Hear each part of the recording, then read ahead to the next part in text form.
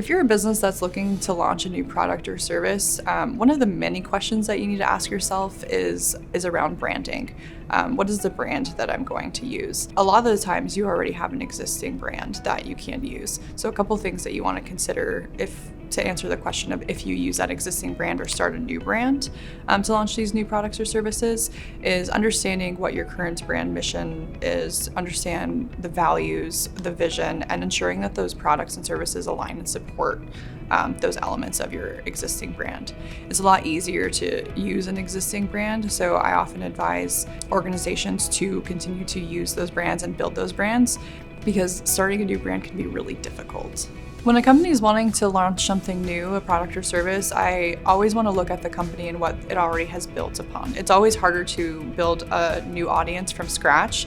So if you can leverage your brand, I would always say, look at your current brand that you have and leverage that to launch something new. If you look at your current brand and you think that it would compromise the integrity of that brand to launch this new product or service, maybe the values don't align, maybe the mission is even working against itself, those are situations where I would consider launching something entirely new, but as entrepreneurs, as business owners know, it is difficult to launch new products and services. So if you are under new brands, so if you are doing it that way, if that's the direction that you want to go, it's going to take a lot of work.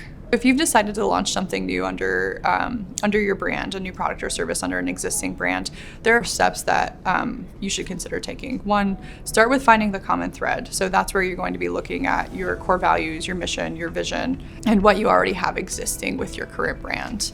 The next one is continue to utilize your messaging, your current messaging, your creative, the visual aspects of your brand. That's going to get you a lot farther faster. And then the last thing that you want to do is listen to your current customers, and that'll look different depending on what type of organization you are.